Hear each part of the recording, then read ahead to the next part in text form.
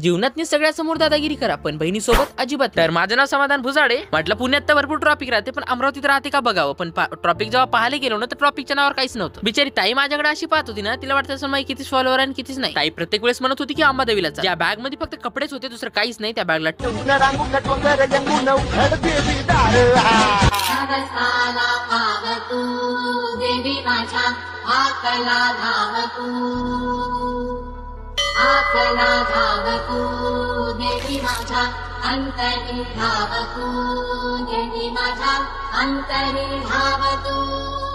पिवळ्या टी शर्टला भाऊल वाटत आहे की मी त्याचा सिनेमॅटिक व्हिडिओ काढतो. पण सिनेमॅटिक व्हिडिओच्या जागेवर मला एडिट सुद्धा करता येत नाही. माझ्या मोठ्या बहिणीला म्हटलं की मला आधी घरी जाऊ दे, आईच्या हातचं चांगलं जेवण खाऊ दे, पण तिच्या पुढे कोणाचं काय चालते. झुके रहना पडेगा मेरे आगे.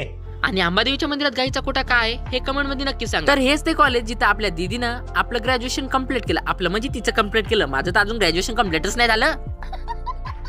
पण कोणाची तरी लव्ह मॅरेज सक्सेसफुल झाली. आता ही व्हिडिओ जर त्यांच्यापर्यंत पोहोचला आणि त्यांनी जर म्हटलं मला व्हिडिओ काढून काढला तर कुत्र्यावरून धुतील मले.